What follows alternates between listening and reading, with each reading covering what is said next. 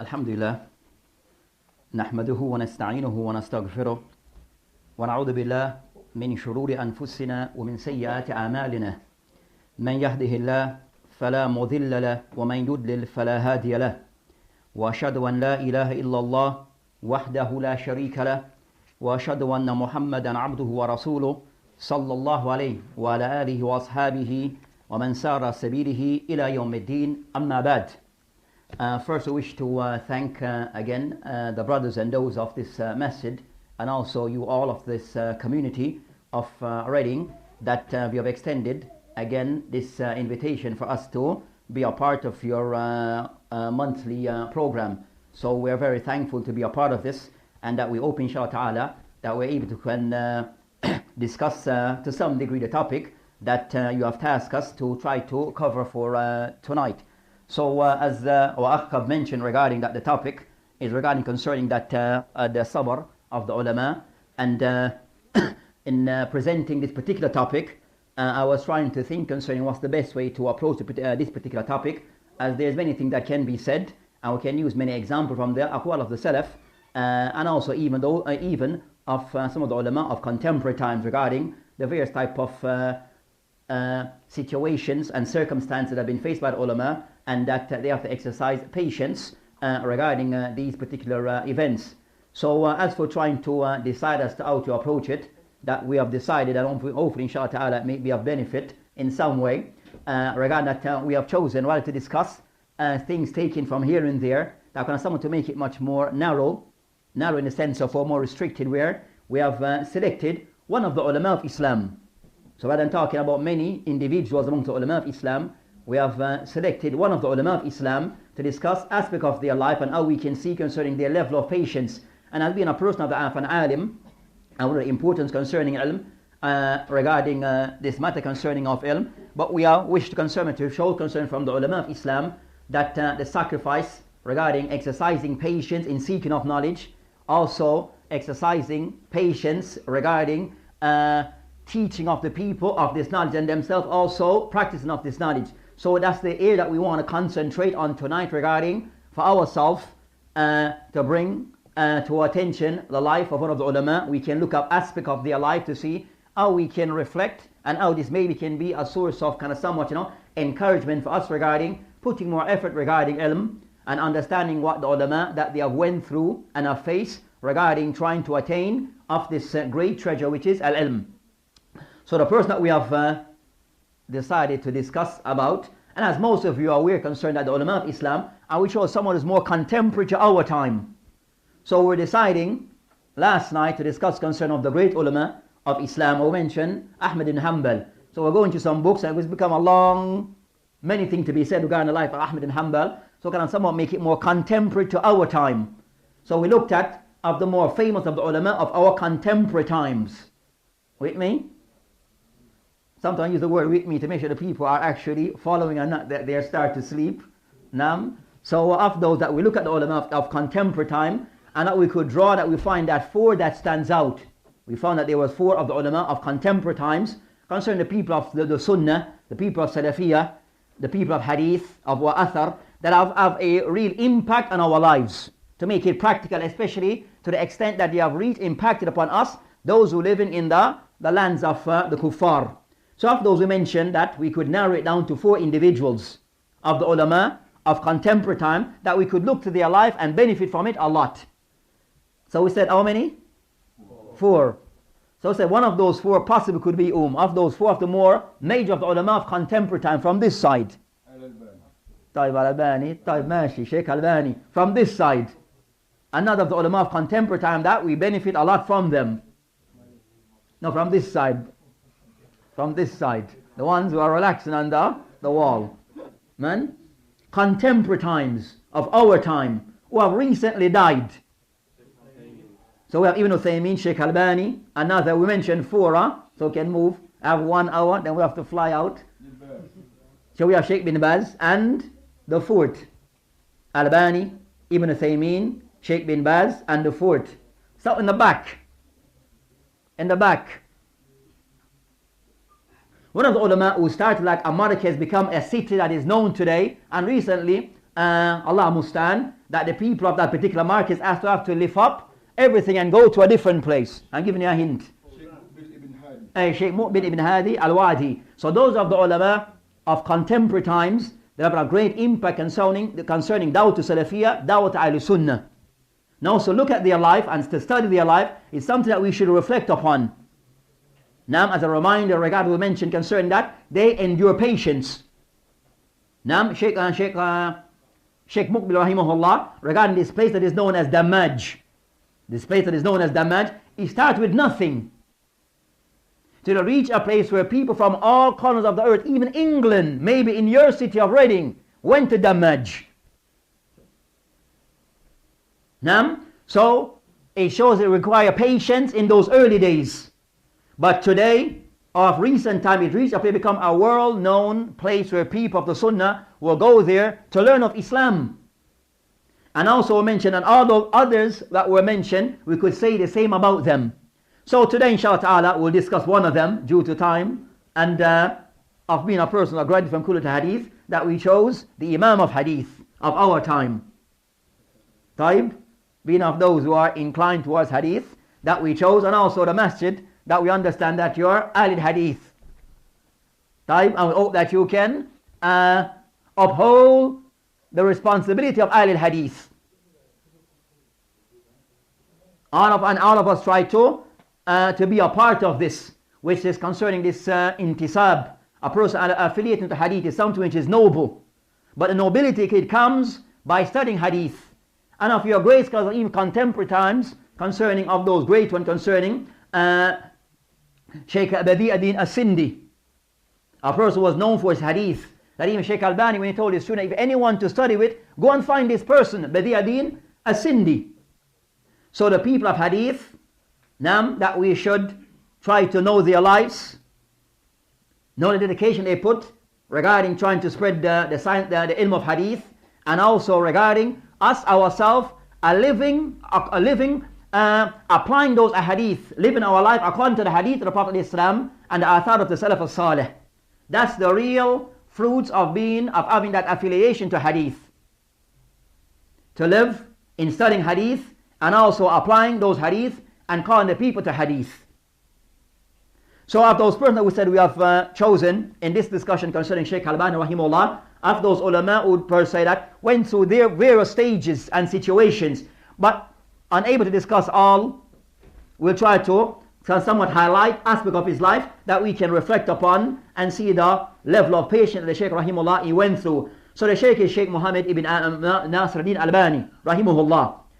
And of the first point regarding his name, that the Sheikh he disliked there's part of his name concerning Nasurrdeen. And even when tried to change that part of his name, even though he was registered as Muhammed Nasurrdeen.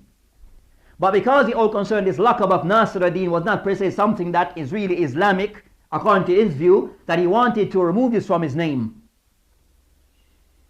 So it shows the Sheikh regarding a thing that he owes to be incorrect, even though it affected him directly, is even his own name. He was willing to change this. Showing a level of not compromising with the haqq. And that sometimes we find out ourselves, we are maybe a little bit less than that level. So the Sheikh rahimahullah, he was born in a country that is known as Albania today, but from birth his father was a person who also was a person of ilm, but more so Hanafi.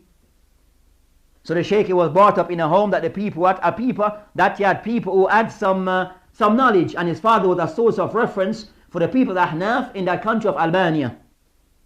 So due to circumstances that they moved when he was a youngster, and he came to live in Damascus, that is Syria today. So the Sheikh, he and his family came and settled in Damascus.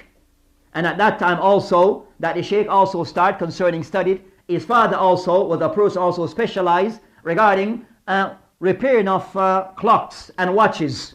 So the Sheikh, that he had a choice between either carpentry or to go in his father's field concerning shop repair, watch repair. So he kind of somewhat went into this as he believed that if he was involved in carpentry, he would spend too much time.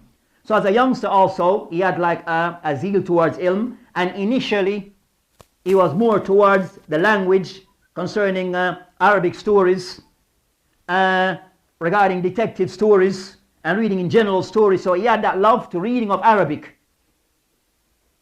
So based upon this, the Sheikh of his love for Arabic and reading Arabic material, then after a while he went to a store to buy books, to look at the material that was there, and he came to a magazine was known as Manar, Majallat al-Manar.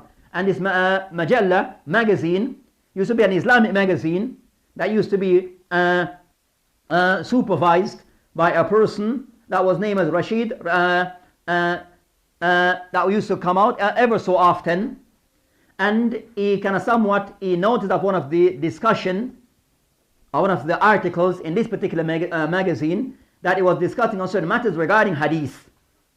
And that the writer of the particular, that particular article, he was discussing concerning the book concerning Ihya Ulumuddin. Who's the author of that book? Ihya Ulumuddin. Who's the author of this book? As referred as Imam Abu Hamid al-Ghazali. So he wrote this book. Now that's a very popular book amongst most of the Muslims. And Ghazali, that wasn't a person who gave or had much knowledge of the ilm of hadith. So in the book you find everything in it. Now you find things that are good, and also you find things that are not that good. You find hadith that are sahih, and you also find hadith that is mawdu'. So the person who wrote the article and was critiquing the book of Ihya Ulumuddin, like kind of somewhat wanted to highlight regarding the book that it needs to be like concerning that there's a hadith and it has been reviewed by some of the ulama, and of them Imam Hafiz Iraqi. So one of the ulama Iraqi, that he was checking the hadith in Ihya Ulumuddin. So the person wished to bring to the attention to read this book. There's many things that is contained with it, but it needs to be checked and verified correctly. That there's good hadith, and also there's hadith that are poisonous, bad hadith. And it's kind of start to open the eyes of Sheikh Albani rahimahullah, that this matter concerning verification of a hadith is something that needs to be looked into in more detail. Something regarding that, not every hadith or everything that is said to be hadith, that is actually hadith going back to the Prophet ﷺ. So we need to be able to ensure that the information that we are gathering, that also it has to be, as he mentioned concerning the two general broad things the Sheikh emphasized concerning at-tasfiyah wa tarbiyah. At-tasfiyah, meaning with the Sheikh Albani rahimahullah, the person ensuring the information being gathered is correct.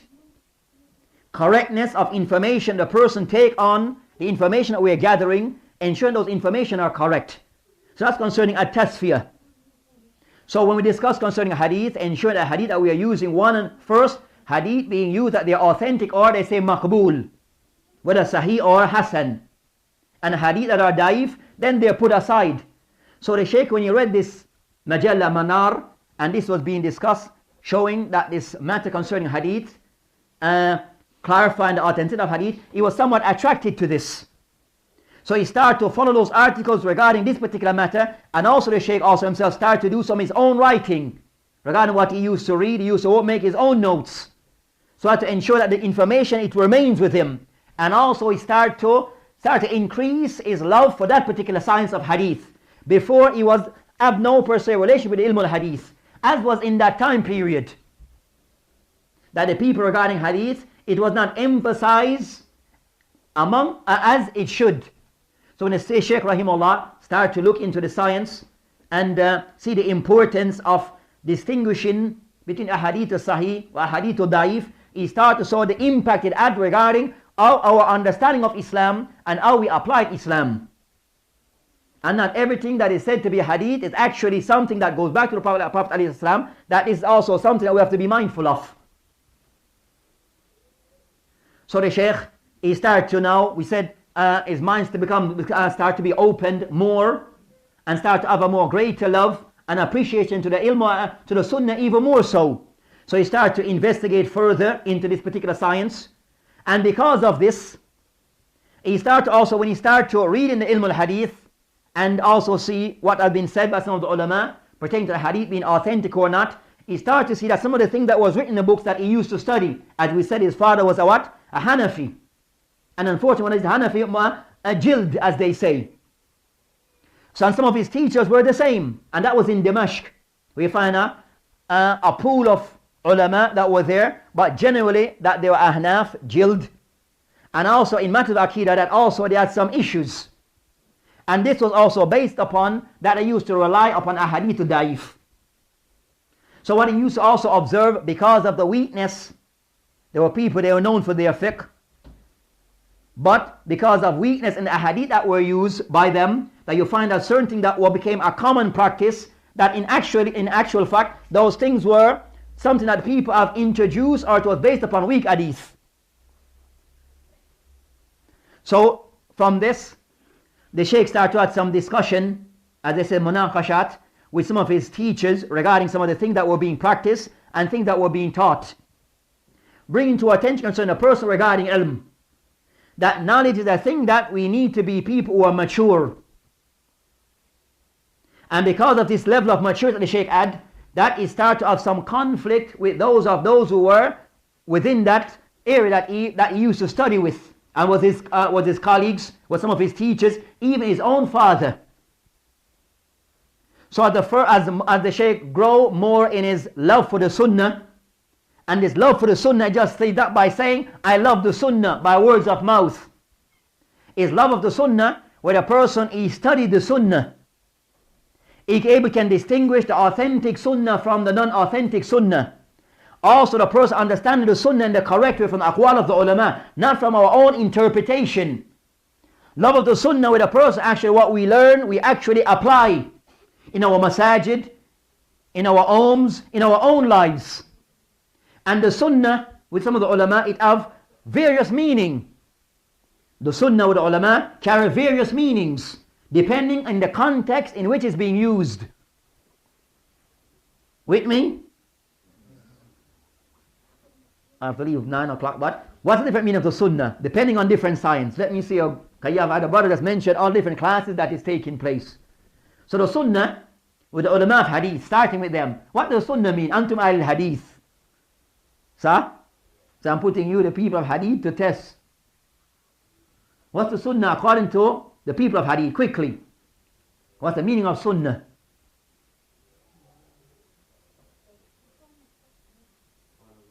If you don't give an answer, then I'm going to ask you that you have to pay me. If you delay giving me answers, you have to give me a pound, and we don't to the masjid, as they call that, £1 if you take too long to give an answer.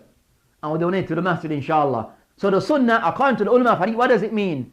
You're putting your teaching from the Prophet Muhammed alayhi salam. Taib mashi. Practices of Muhammad Taib.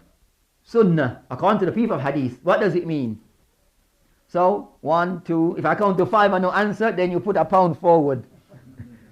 Taib. 1, 2, okay, you're trying to. So the Sunnah, I'm going to make it quick. So the ulama of the Sunnah, concerning Sunnah mean for them concerning those things that have that come from the Prophet Islam regarding is aqwal, is af'al, is statements, is practice, the thing that he agreed upon that were done by the companions, also is sifa, is description, whether khalqiyya regarding his physical description, or concerning his adab. Now, some even mention concerning his harakat wa sakanat. Even when he's in motion and when he's not in motion, even his manam, even his sleeping is part of the Sunnah. So they mention concerning the Prophet, the people hadith, they mean the Sunnah, meaning everything that he did from birth through till death. That's the Sunnah for them.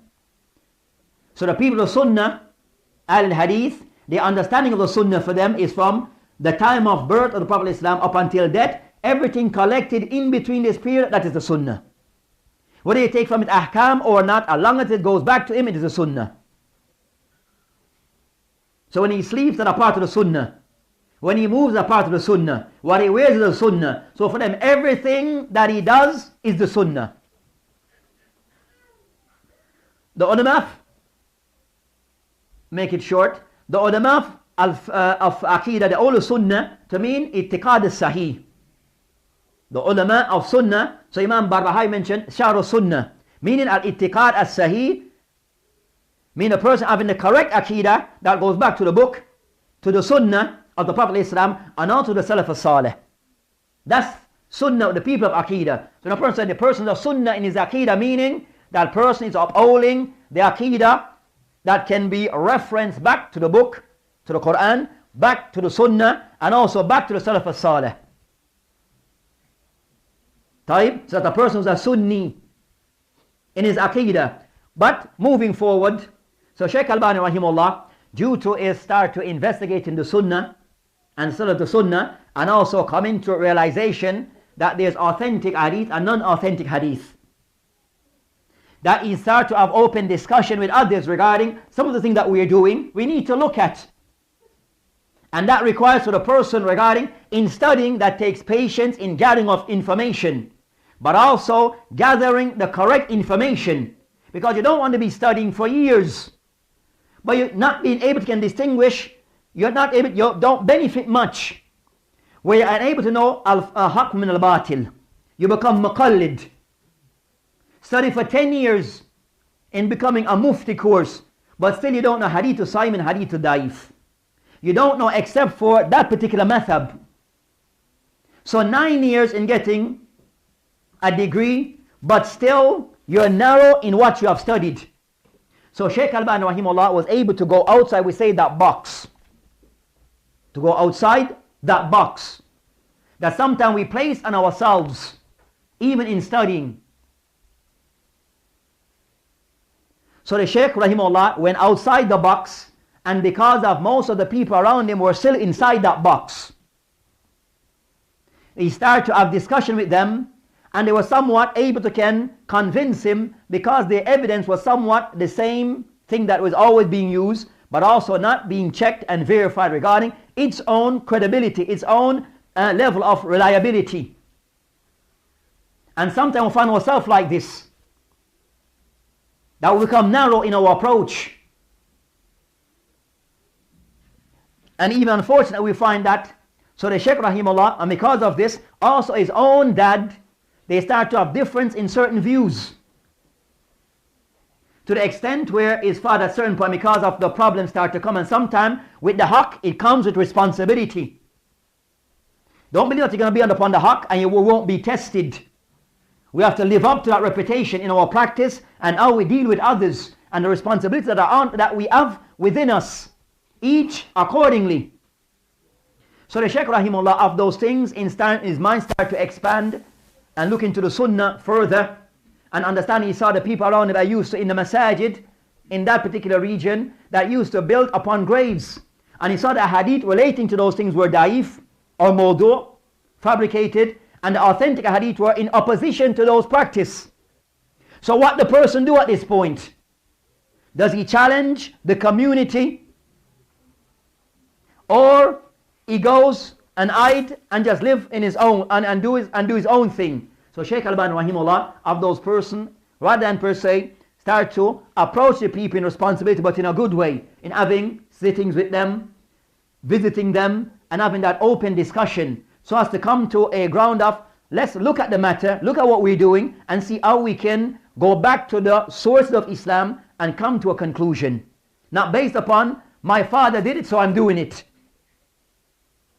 And sometimes a lot of stuff that we do become inheritance of those before us, but we don't per se review and look at what we're actually doing to see is actually what I'm doing, of what I've inherited, is actually correct thing, and if it's correct, alhamdulillah, we continue with it. But if it's not correct, then we need to do what? We need to deal with it, and we say deal in a way of hikmah, not in a way of creating more confusion, but deal with hikmah. So the Shaykh rahimahullah, even with his own father, regarding concerning the people, used to do a lot of stuff, even the masajid.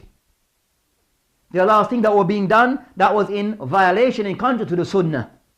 So the Shaykh, he started to have those discussions with those mashaykh in Damascus. Most were upon, some were shared a different view, and some agreed. And even his own father reached an extent. So because of this, the Shaykh become known that he was a person start to look into matter thoroughly and in detail, that he became known for this. So some of those people, those mashaykh, and sometimes you find this, that people who may wear the thobe of ilm, that they're bashar, they're not masoom, they're human beings, they're not infallible. They're not infallible. And sometimes the sheikh may also, his intention may not be that good. The sheikh may be the source of the problem. Especially those ones who, that they are, there's mentioned also the ulama, whom that they have gone, they're not per se on board in all things. So those mashaykh, they start to warn the people against the sheikh.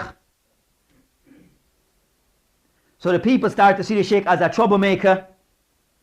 They start to throw labels. And sometimes, so they start to incite the people against the sheikh. And also, they start to go to the authorities. Now, even at one point, they said, they went to the people, the A'immat al-Masajid, that they went to like the mufti of that, to the country. Then the mufti would put the case then to the security head. Then the security head, the head of the chief of the police, will call the sheikh in, what's going on? So they use various ways kind of somewhat to stop the dawah of the sheikh, because it was going against what they were used to. Even his own father, because of all this what was taking place, his father decided that at some point we have to separate. So the sheikh had to decide that, either you wafiqani, either you coincide with me, go in line with me, or you khalifani. Then you go away from me. Then sheikh decided that even at a young age, that we have to separate. But sheikh, he said at that time I had no money, not even a dirham. We said not even a pence then. He had nothing. But he had to go his own way. So he borrowed money. Our father gave him some money, and he borrowed some money and kind of got a little place and started to continue from there. So sometimes with this ilm that a person gather, we have to be willing to want to share it, but in a good way, with hikmah, and to teach the people and bring it to attention of those people who may not come to what we may be aware of. But also bear in mind, just as it was Sheikh Rahimullah, that he faced that fitna. That the people, the mashaykh, they start to gather against him. They start to gather the authority against him. Nam to shut, he said in our language, to shut his program down. You know that language? You're close to London, man. So to shut the dawah down, which is to shut the dawah down, they start to bring people, other people involved, and sometimes we'll find this with our shabab today, even amongst the people of Sunnah, unfortunately, that we find people who are part of who wants to be a part of the dawah. Those people we went against the Shaykh because of one, some of them they love riyasa, they love leadership role, to be in charge, to be the source of reference, and they're going to give the people what they want. Pray in the masajid where there's qubur, mashi al-hal. Go to the graves and do things for the awliya, mashi al-hal. So you have those people who may wear the garments of ilm, but their thing is mainly to provide for the people what they want. Provide for the people what they want. Then you have those ones, so you have those ones. Then you have those ones also we find even amongst ourselves. Now, people who want to come forward, but they are not the people to come forward. And what they do, they incite the people against people, incite the shabab, the youths, against others who are equally capable as them and even more capable of them. But what they do, they throw labels. So we Sheikh Albani can't they start to say he's Wahhabi, he's this, he's that. So they throw those labels. He's Hanbali, he's Wahhabi. So as to what? Turn the people away from the Sheikh. So sometimes you find the people that they want to throw things at the dawah, or some people don't want to keep things to themselves. They put a barrier between the people and the dawah. So we have to be mindful of this. And sometimes they come with false accusations, so to cut off the people from the people who can benefit them in a positive way. And sometimes we find people whom they may call to themselves that we are people of Sunnah, but they are muqallid as any muqallid. Those people, The reality of how they function, they are as blind as any muqallid. Because their dawah become, either you're with my sheikh or you're not with no sheikh. If you don't see eye to eye with me, then you're not with me. There's no monarchy. If you want to sit with them, they will never sit with you. And in most cases, just like Sheikh Albani, those mashaykh that he sat with, what they had was not based upon any solid foundation. And that's the thing concerning the dawah that will never exist, that will never last for long. It has no foundation. It's just, they throw things in. So the Sheikh Rahimullah, that was days of patience, so he was imprisoned because of this. So eventually it led where the authorities got involved and he was imprisoned. Sometimes for months. Then after a while, he was imprisoned for 6 months. But the Sheikh said during that time of imprisonment, all he asked was Sahih Muslim, a pen and an eraser.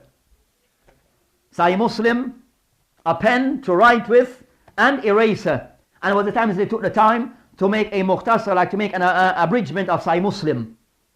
And that shows concern that even though he may in a situation that some people might silence, no, he was imprisoned under restrictions. But for him was a time for him to use it to do something that he said that, no, I always had this in mind, but didn't have the time because he was involved in various things. So something a person might find, you know, sometimes I'm away for 6 months, but a person can even use that time in a useful way. Where Sheikh Albani Rahimullah, he took that time while he was in prison, and he said other mashaykh who was upon the same dawah, they also the same thing occurred with them, that to make a mukhtasar, review Sahih Muslim, and all he asked was thus a copy of Sahih Muslim, a pen, and an eraser, so he could use of his time beneficially. So it shows concern that even during those days, that a sheikh, he had a program, and the Muslim will always should have a program in all times. Some people might see that we're in adversity, but in reality it's a time for us to kind of use it, to us to review what we're upon, and how to maximize that time. And especially concerning for the adults, to teach our youth regarding this. Time is not something to waste.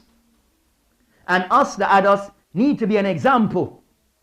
When you come to the masjid have programs, so the youths, the female, the elders, everyone can benefit. Because everything starts with the masjid.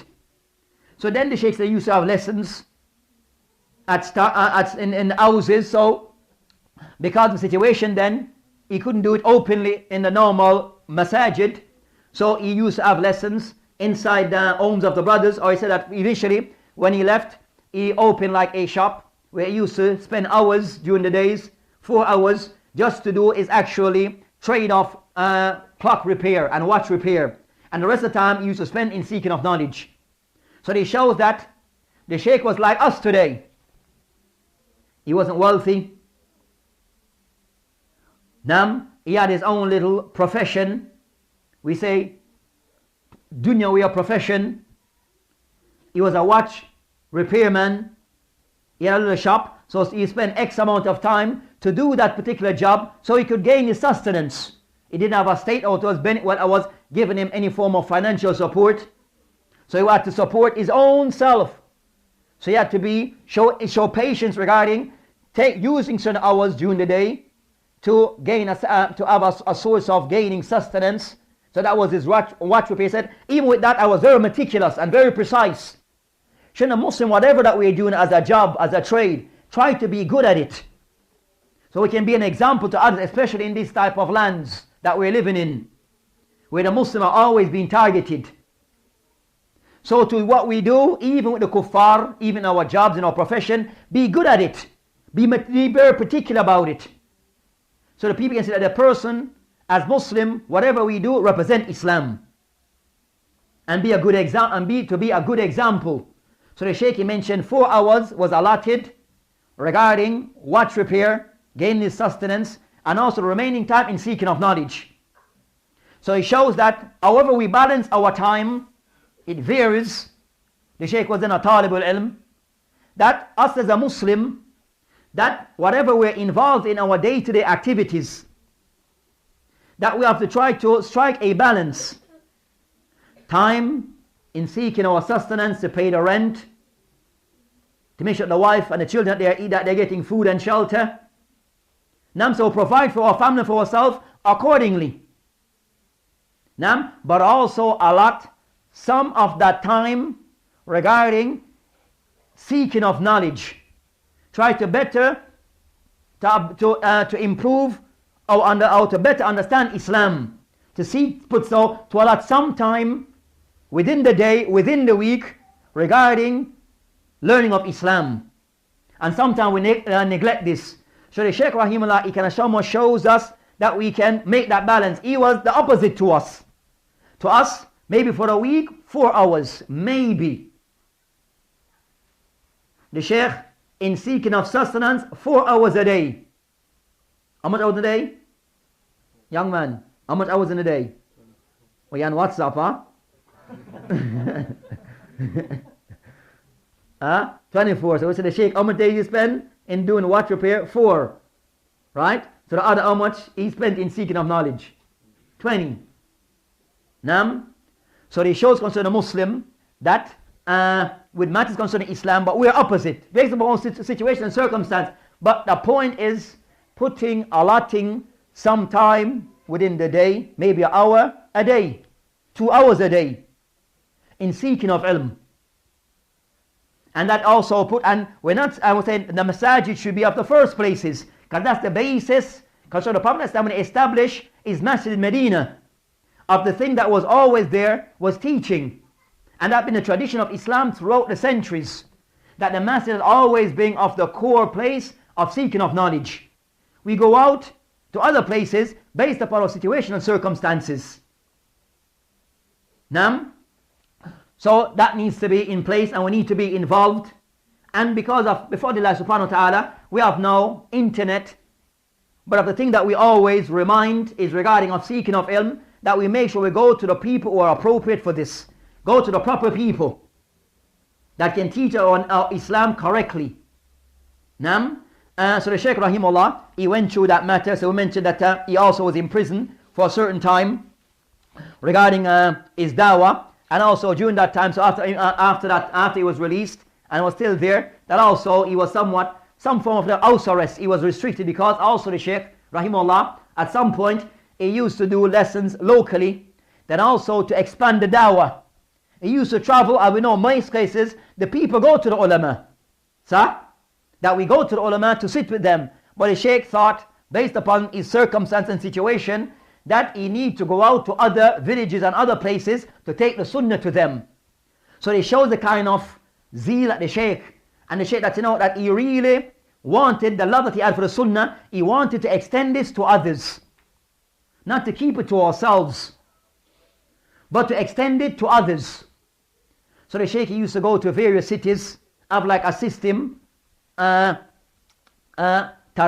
a plan, regarding that some days you will be in this place and other days, so work out a system with the locality, go there and teach the people the sunnah. And he said that the response was very good.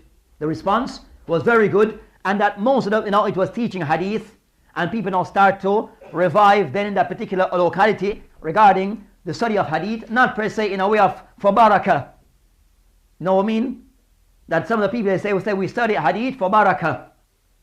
We study hadith because we want the barakah is understanding and applying it and giving dawah to the sunnah and to hadith. Not just read it for the sake of reading it and say we have an ijazah. Alhamdulillah, that is good, but we need to take it to a step higher. Take it a step higher. So the Shaykh Rahimullah started to go out to various locations to teach the sunnah, and the response was good. So that also, it can somewhat infuriate those people who hated the dawah of the Shaykh. So I said that the labor cording was there, so as to cut the people off from the Shaykh. And that's something that we find as a common thing concerning those people whom that in reality they are people whom that they cut off the people from the people of the sunnah, the ulama of the sunnah.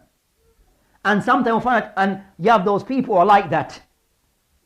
So as we know concerning that our link to Islam as the common people is by way of the ulama having that attachment, that link to the people of the ulama of the sunnah, that they can make things easy regarding how to understand Islam correctly. So we need to have that attachment to the ulama of Islam. But you always find people, when they find that the people are gravitating, having a love for the ulama of the sunnah, they kind of somewhat try to break that bond in various ways. So sometimes you find the people are always attacking the ulama. And it's something which is, one has to be careful of this. And the Tullab al-Ilm that is known for the Sunnah, we find that people, and we will find that the Shabab in this country, they live night and day to attack the people of Sunnah. Fallah mustan. So the Sheikh Rahimahullah, then the Sheikh Hafidullah, or Rahimahullah, then also what he saw, he started to write books regarding things that he saw and observed. So at those times concerning of the effort regarding the dawah to the Sunnah, that the Sheikh also would start to write materials regarding the Sunnah by getting a hadith regarding a particular topic to show what is correct from that which is not correct, so the people can distinguish between truth, between the haqq wal batil, between truth and falsehood. So the Sheikh was involved in various types of activities regarding his dawah to Allah subhanahu wa ta'ala, and enjoying all that came with it. Enjoying all that came with it. Then the Sheikh Rahimahullah, also of those things that he was involved in regarding those matters and enjoying that, I mentioned that he was not involved in teaching. Involved in concerning teaching the people of Sunnah regarding bringing a light in concerning, say I would have like various books that was being taught in hadith, in fiqh, in usul al-fiqh, so the Muslim can understand Islam in a rounded way. So teaching the Sunnah doesn't mean a person have to restrict just to Sahih Bukhari. Teaching of the Sunnah is a holistic approach. Dawah to the Sunnah is a wide matter, should be general. So we teach the Sunnah, Kutub al-Sunnah, we teach also usul al-fiqh, wal-aqidah, at-tafsir, so the Muslim can understand Islam and understand that all those sciences, that they are all interlinked. Yes, we teach aqidah, but also teach fiqh. Yes, we teach the book of the Sunnah and also usul al-fiqh.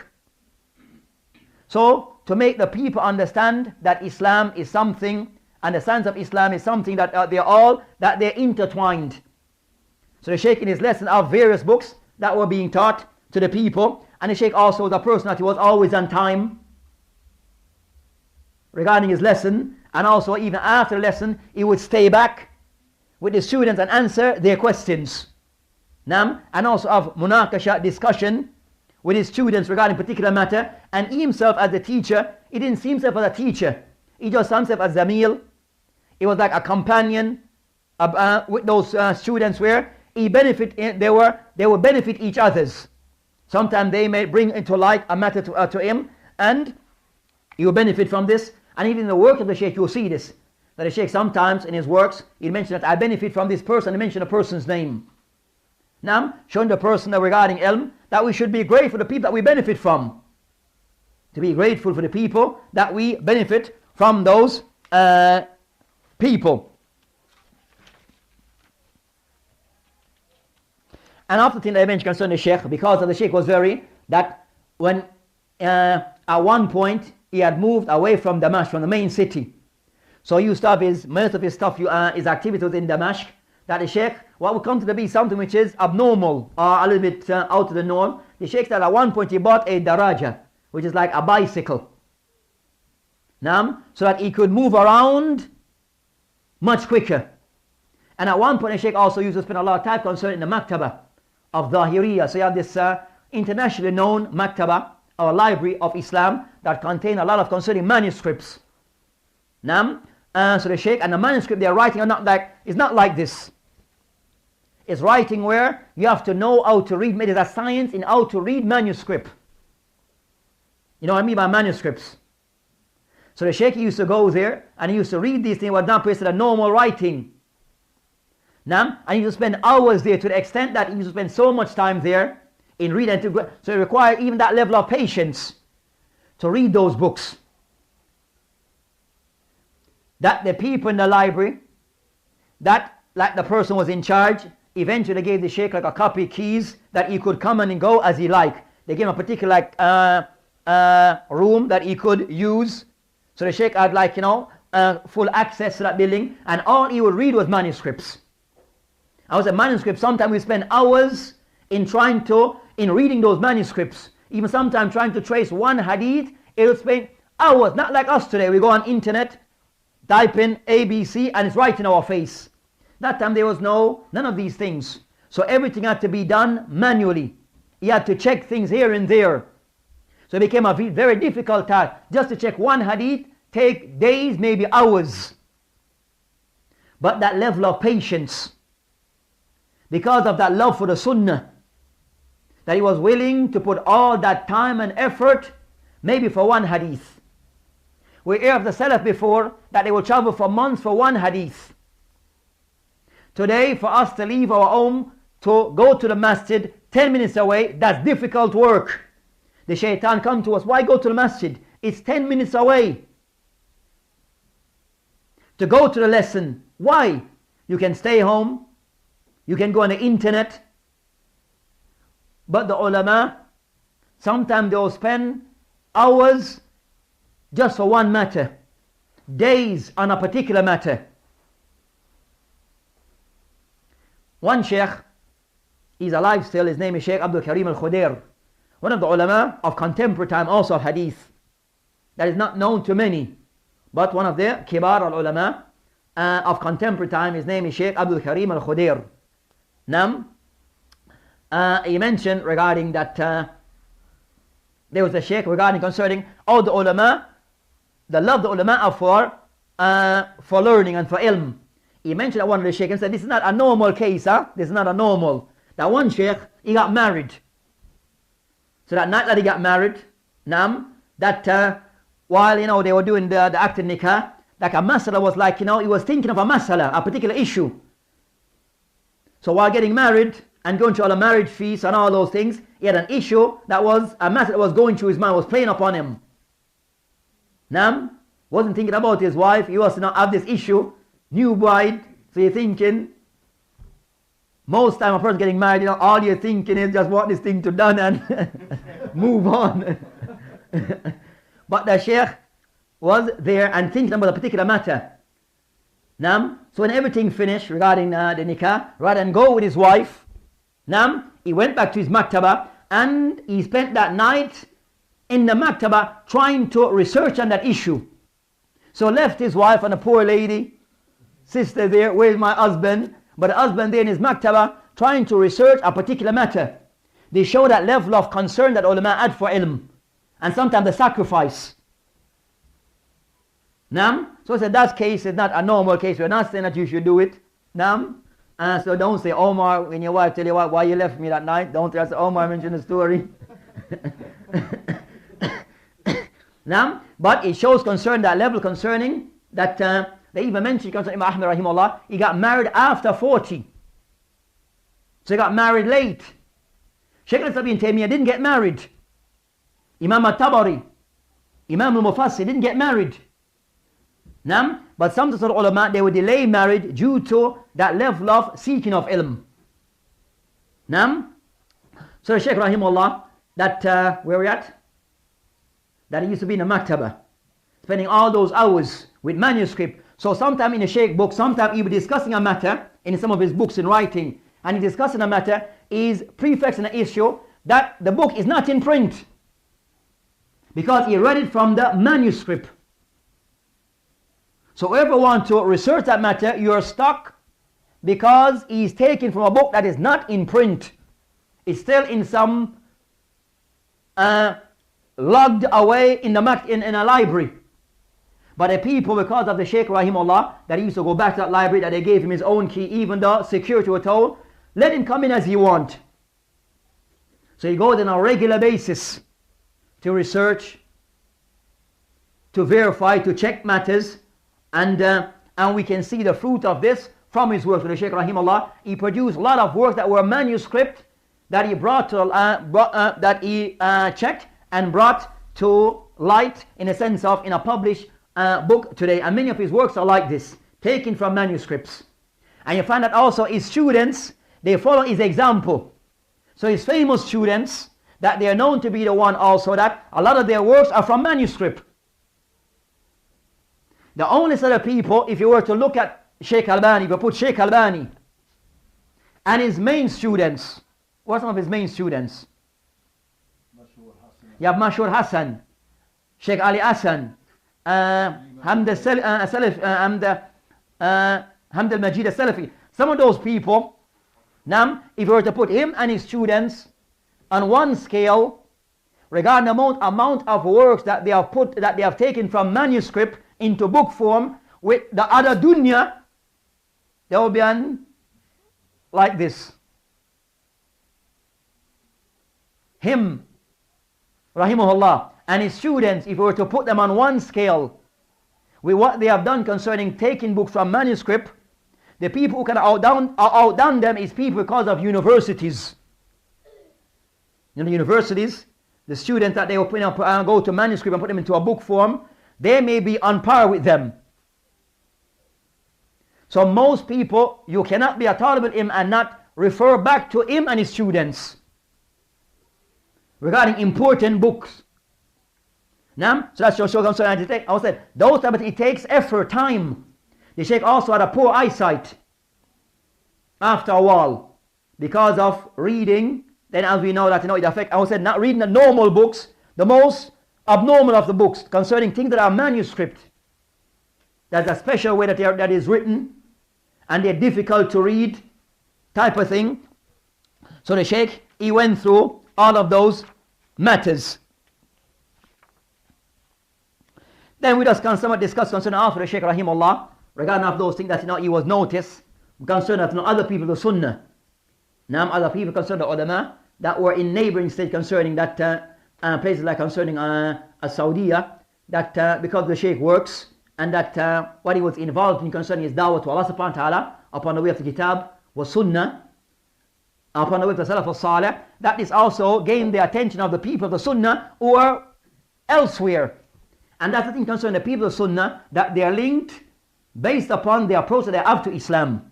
It's not based upon the color of their skins or nationality or the food that we eat. The people of the Sunnah, the thing that bond them together is the Sunnah and its principles and guidelines. So the people, they start to recognize Sheikh Albani, who lived away from him, based upon his books reaching them. And the same thing, just as the same thing like with us. So the people of Sunnah, the bond should be based upon the Sunnah. The bond that we have, it should be based upon the love of the Sunnah and trying to bring the Sunnah to the people in general. So the Shaykh rahimahullah, he was noted by the ulama of other places and of those places concerning Al-Mamlaka, where initially when the university started, they invited him to be a part of the University of Medina, to be one of the professors concerning our teacher regarding Ilm al-Hadith. And he opened a science that was not a traditional science, Ilm al-Isnad. So Hadith concerning emphasis being placed on Isnad was not a popular thing regarding the normal Arab universities type of thing. So the Shaykh has somewhat introduced a particular science, and he was a teacher of that science and also Hadith type of thing. And he lasted there for a while. And even there, when he went there only for 3 years, that also the Shaykh rahimahullah, there was a person that of his love for the Sunnah and the students, even though a prophet teacher, they said when I go in the morning, I would pick up every student that I could and I would take them with me. There was no person in his car and just him as the teacher, the professor, driving on his own and head straight ahead. Whoever he sees on the path, he will pick them up with the students and have a discussion. They go to the university together. And the same thing going back. And also, so because of that, the students and somebody have a bond with him. That he showed concern for the students. And also in the university, after the lesson, that in university you have breaks, right? That you have 10 minutes break, you have half an hour break. So the Sheikh, rahimahullah, during his break time, he didn't go to, we have concerning, they'll go to they said the guest rooms. Nam, for istiraha, to relax and drink tea and drink chai. Nam, and have a quick snap and to relax. The Sheikh wasn't about that. There was no relax, chill out time with the Sheikh. When he finished, because the students they want that, he said, and they said he used to go to like an area and then sit on the gravel, on the dirt, and he and the students used to sit and they used to continue the lesson then in an informal way, But I said that was the lesson. The informal lesson, that was the lesson. So sometimes the lesson not always in the, so sometimes we come away where the lesson must be in a fixed way. The Sheikh rahimahullah, he went beyond this. He wasn't, we say, traditional. So the lesson for him, it continue in any place and anywhere. The main thing, exchange of information, trying to understand the haqq. So when everyone else, the teacher will go into the sitting rooms to relax and wait for the next lesson, the Sheikh with the students having discussion and continue lesson. They said, it used to be said that the real lesson was the lesson. The break lesson, when everyone is off, that was the real lesson. So with this, the Sheikh also, because of ilm al-hadith, and also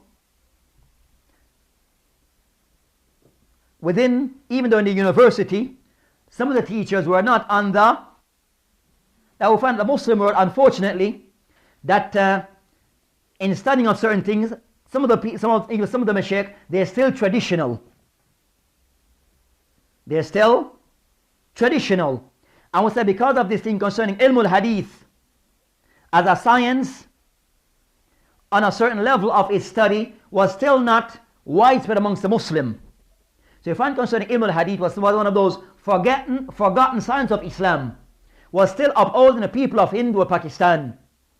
Al-hadith, they're still traditional, the people who always have hadith, or isnad. So in the Arab land wasn't per se at that level of study. Mainly what concerning ilm al-hadith was concerning explaining hadith, but as for identifying or distinguishing between hadith or sahih or daif was still per se, they didn't per se, that not much emphasis was yet placed on this. With me? So when Sheikh Albani came on the scene, even in Mamlaka, it wasn't a regular practice amongst them. Hadith was hadith, and anything could be hadith amongst some of them. So when Sheikh Albani came, rahimahullah, then he also started to, in studying of fiqh, the hadith is authentic. First thing in studying hadith or studying fiqh, your dalil is a hadith authentic. It was still new to some. And some people, they had a problem with this. So sometimes a person, and you will find a person might say that now, my aqidah is salafiyah. But the person is muqallid to a particular person, is narrow in certain approach, he doesn't want to go outside the box. It's either he is right and everyone else is wrong. So sometimes you find this with others. So in the Sheikh, he went to the environment and the students were starting to have that approach, and they start to question thing on the approach concerning is the hadith authentic or not. It also, it can say, it ripples the water type of thing with some. So even the university environment, that also created own problems with some of the teachers, not all. And eventually, some also, they were able to deal with this. Then eventually his contract was abruptly, what do you say? Terminated. And would not be renewed. And not only be renewed, you were expelled from the country. Because of some people, and some of them will be people of ilm, that they couldn't deal with the Sheikh and his approach. We have the understanding, the way of Aqidah Sahiyah, Fiqh Sahih, but in manifesting it for some people may be different. In applying those things, for some people, even though we might say the same, we're saying this basically the same language, but how it is put into practice may be different with some, with others. So, as we know, so that also at its own kind of somewhat made also started again that same thing the Sheikh he faced before, also the same thing somewhat came back to him. So again eventually he was he left university type of thing, but we said it's in a way where he was expelled not to return, as I said, بدون عودة, تأشير بدون عودة. So that type of visa with no return type of thing. Then the Sheikh rahimahullah, but when he was left, the Sheikh started to become known internationally. But no country wanted him. When it was time for him to lead, no country wanted to take him in. So you find that most of the ulama, normally the ulama, that they have places that, you have roots. But with Sheikh Albani rahimahullah, when it was time for him to see where to go, no country wanted him. So this country, that country, who to take him? No, man. So that's the situation of the Sheikh. So the Sheikh in that position, because of the principles and the approach that he had, people didn't want to deal with this. So eventually, Qadullah Masha, that Jordan, they took him in, as he had went there before, and also had to leave. But then again, they took him in due to some of his students, that they were able to speak to some people in authority, and they gave him allowance to come into the country, but also with condition that it would be a form of under an house arrest situation. So you were allowed to come in, but you'll be under house arrest. So his move about was somewhat restricted. No lessons, he only allowed to see a certain amount of people at a certain time. So you find that, his lessons, As-Sitrat al-Huda wa Nur, those tapes. That's all people coming to his house and asking him questions. That became the lessons, because he was restricted somewhat regarding the general public. But still the Sheikh still gave the dawah. And that time thing was being recorded, so the message was being now put to the dunya, and his book, so he had more time where he didn't, that he was able to write, and of those things that captured the attention of the dunya, of his books that captured the attention of the dunya, is of those books that was, Sifatul Salat. They said the Prophet prayer, what is it, prescribed? Described. So that book was the one that gained the attention of many. And a lot of people came to Dawah Salafiyya, Dawah Ahl-Sunnah, based upon this book, based upon the introduction. The book has two parts, an introduction and also the actual description of the Prophet's prayer. But the thing that was more that again a lot of people's attention was reading the introduction of that book. Even talking to one of his main students, Sheikh Ali Hassan, and he still told his way to Dawah Salafiyya and to Sheikh Albani was reading that book. And the introduction more so, because the approach was very clear-cut. No ta'assub towards anyone, but respect for the ulama and the ai Verify and check of dalil, or what is said to be dalil. And also mention aqwal of the ulama or ai that they themselves were against people making taqleed of them. Abu Hanifa, Imam Malik, Imam Shafi, Imam Ahmed, and others. All were against this. But unfortunately, those who came after them fell into this. So the Imam themselves saying, don't do this, but the people who say we attach to them, you did this to them. So, Sheikh Albani rahimahullah, he got to know, and it came to even though in that book, we said that the Prophet prayer described was translated, that it can somewhat open the gates to Dawah Salafiyya to the people in the West. And then his students start to come and make that connection, and that was concerning, you understand, the Dawah of the Sunnah coming to the people in the West. Coming to the people in the West. So that's concerning, aspect concerning the Shaykh rahimullah. You have many of those people as an individual, and you have over his books amount to over hundreds. His book amount to hundreds, and they go sometime in volume, 17 volumes. And you have books of go from small books to large book. That book, the Prophet of Islam prayer, it has three sizes, three different sizes. There's the Asl, which is 3 volume. The one that we have in English, the one I'm talking about, that's the medium one, and you have a smaller version. But that book, Sifatul Salat, is of 3 sizes. The Asl, that goes into detail, is 3 volumes in print. Then you have the one that is the common one, that is that is like a medium. That's the close to like the medium size. They have a smaller size, even a condensed to that one. Nam?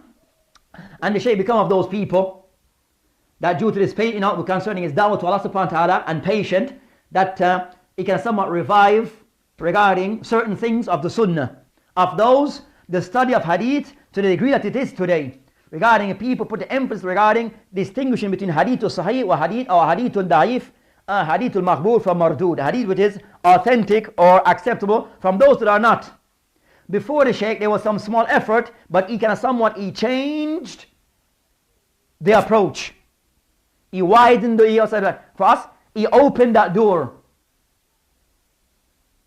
So the people concerning that, so if I let you know that the percent concerning that, the people of Sunnah will become now accustomed to and it become a part of us to know, to check whether hadith is authentic or not. And Sheikh Albani was instrumental in this. Rahimahullah. Nam. And likes of his students also, they follow the Sheikh pattern, Rahimahullah. And also the Sheikh, regarding his approach, that the Sheikh didn't ask anyone to make taqleed of him. The Sheikh was of those person that he had a strong personality, he had his views, and that was his views. He and his students sometimes disagree on views, even on personality. For example, the Sheikh Rahimahullah, he made hajr of a particular individual. But his students used to still sit with that other Sheikh, that the Sheikh himself, the Sheikh cut off from that Sheikh. But his students still would visit that particular Sheikh and still benefit from him. And the Sheikh was aware of this. But he didn't tell the Sheikh, didn't tell his students, because I have an issue with that Sheikh, you must have an issue with him. As we know is the pattern of some today. So the Sheikh wasn't on this. The Sheikh, he disagreed with other Mashaykh and they wrote books against each other. But the Sheikh, and of those famous one was Sheikh Hamoud al-Tawajri, one of the ulama of Najd. And Imam Sheikh Albani rahimahullah, they have written out, Sheikh Albani wrote a book, and he would correct or have a disagreement, and he wrote again Sheikh Albani. So you have that back and forth. But people didn't see the thing that I have to take this side of this Sheikh, and if I'm on your side, I'm on your side until Yawm al-Qiyamah, and I become an enemy of the other Sheikh. They weren't like this. So the normal approach was, if there was a disagreement, it means that I need to look at the matter further as the person who's the outsider. That's their view, but I just need to, as the person outsider, I still respect both those Sheikhs or Sheikhan. But also it means that if I want to, I need to look further into the matter. With me? Not that I have to take because I like Sheikh Albani, then I'm down with you until Yawm al-Qiyamah. It wasn't like that. It just means the person on the other side need to look at the matter further. So when they disagree between the Mashaykh, it was like that. Now it wasn't, we have to divide into one group over this group. Sheikh Albani and Sheikh bin Baz disagree on certain matters. But it didn't lead to Salafi Albani or Salafi Ibn bin Bazi. It was never like this. And that kind of somewhat flourished. It had opened the door more for study further into certain matters. A few more minutes. And that's concerned us. The Dawah I also said, Sheikh Albani rahimahullah, regarding reviving and critiquing of hadith. He opened that door to the level where we find, alhamdulillah, today is now a flourishing science regarding that matter. And somewhat it is of those things that it distinguishes concerning the people upon Dawah to Sunnah, Salafiyah, that they are known for this in a positive way. Also regarding Sheikh Albani rahimahullah, that also kind of somewhat is matter concerning that, that at-taqleed, he was against it even regarding himself. He had his students who disagreed him on matters of ilmiyah, and he accept. Sometimes he took a view and he was corrected, and he taking benefit from others. So he didn't see himself as a person that whatever my view is always right. He was not that type of individual. So he benefited from others and corrected certain things that that others brought to his attention.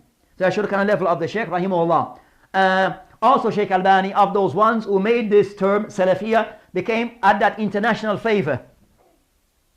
The word Salafiyah, Sheikh Albani was the person was the person instrumental in this word being used to distinguish that the person who's truly committed to the Sunnah regarding itiqadan, amaliyan, adaban, dawatan, in all those areas is Salafiyah. So Salafiyah is your Aqidah. Salafiyah is having the correct Aqidah. Salafiyah is having a person acted upon Islam correctly, is Ibadah, is according to the Sunnah, not Taqleed. Salafiyah is not to having ta'assub towards an alim, but to respect all and to benefit from the ulama of the Sunnah. And you don't mean you have to agree with everyone in everything and in all things. Also concerning as-Salafiyah regarding the Muslim, as Sheikh concerning at-Tarbiyah, that we have to cultivate ourselves upon the Sunnah, meaning we have to apply the Sunnah. So it's not about speech only, it's also live the Sunnah. Live the Sunnah in our appearance, in our practice, in our homes, with others. Also concerning with our adab, with our manners and conduct. How we behave with others is an important aspect of the Sunnah and Salafiyah. That a person in our conduct, that we should be the people of the best of conduct. Because we are the one who, we're upon correct Aqidah. So this teaches us, cultivates us to have correct adab and mannerism. And how to deal with people in the best way. Not the people whom we are the most abusive of people in our words.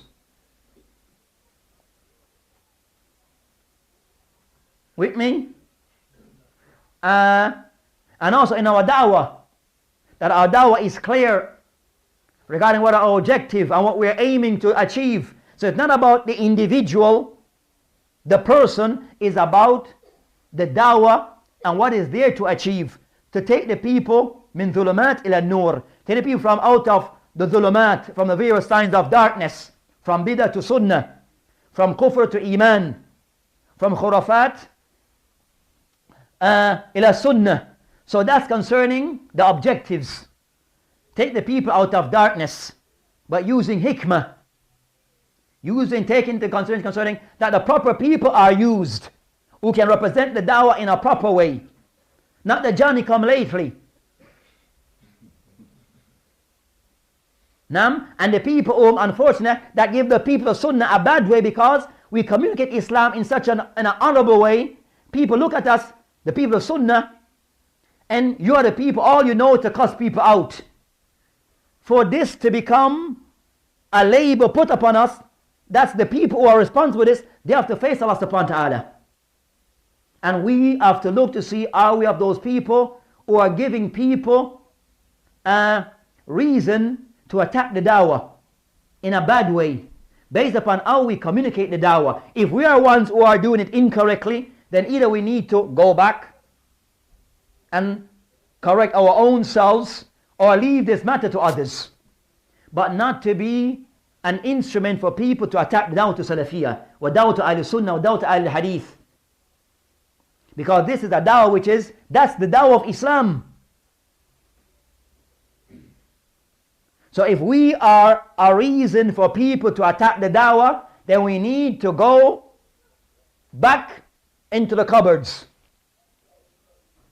We need to leave things and get things right ourselves, and either allow others who can present things in the proper way to take things forward, but not to become a tool for people to attack the dawah based upon we doing things incorrectly.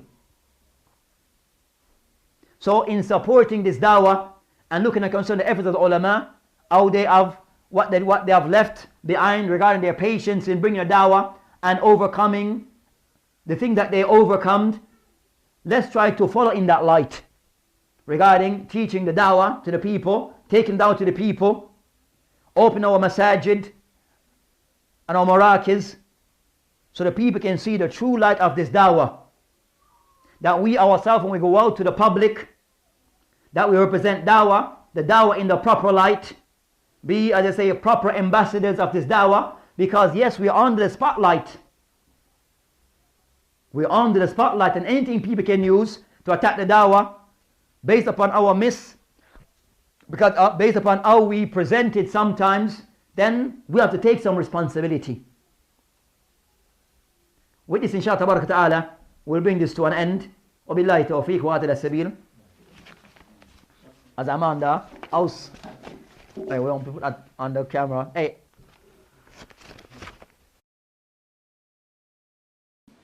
أيوة. Can I just ask you a question about patience, because the topic was patience of the scholars. أيوة.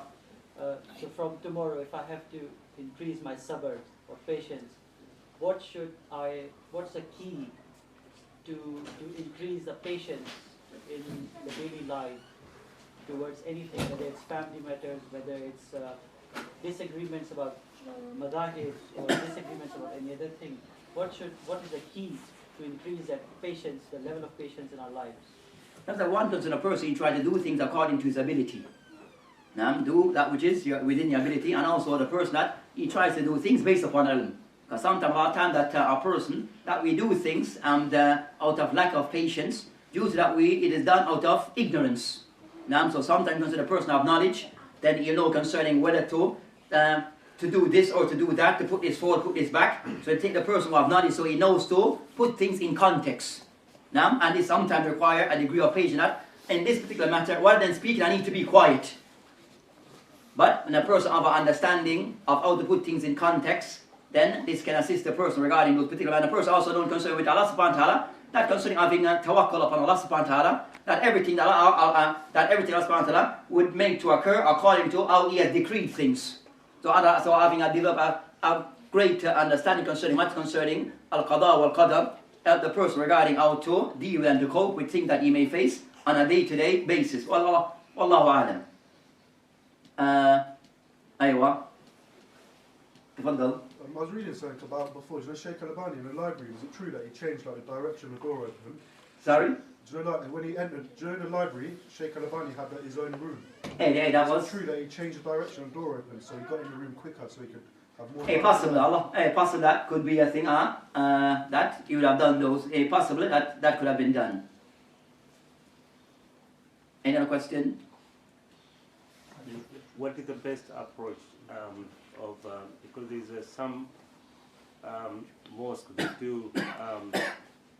do hadith after the salah. And do hadith? They do give hadith after salah. Okay. And some people they just stand up and say this is not the right hadith, not the right book. So the best approach to go but with hikmah to ask to change, maybe to go with the best hadith, because there is contradiction for the followers. Okay, so there's a two parts. So what I understand concerning after salawat, you might find that the imam or someone might wish to read a hadith and to bring some benefit from the hadith to the people. Yeah. But sometimes you might find some of the attendees of the masjid that might have a conflict with the imam regarding is that hadith authentic, that type of thing. Yeah. So what's the best way in approaching that matter? There's a two ways. One, regarding concerning the imam, or the person wish to brings read those hadith to the people. That one from that person's point that they try to verify the authenticity of those hadith. You understand? So that from their part, in preparation, in preparing themselves regarding whatever they wish to do or read from, to ensure that that hadith itself is valid, a valid hadith, right?